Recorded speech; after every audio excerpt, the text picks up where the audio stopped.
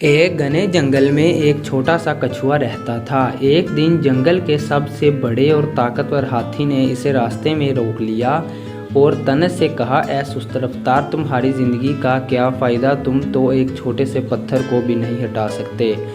کچھوے نے جواب دیا، طاقت صرف جسامت میں نہیں ہوتی ہاتھی بھائی۔ ہاتھی غصے سے چلایا اور چلا گیا۔ کچھ دن بعد جنگل میں ایک بڑا درخت گرا اور ہاتھی کا پاؤں اس کے نیچے دب گیا۔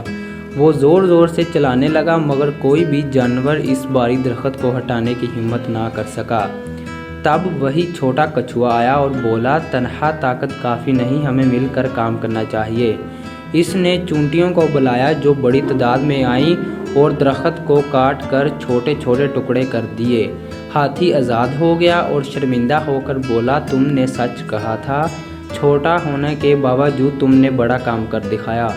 اخلاقی سبق: پیشہ ورانہ زندگی میں تعاون اور دانشمندی طاقت سے زیادہ اہم ہوتی ہے۔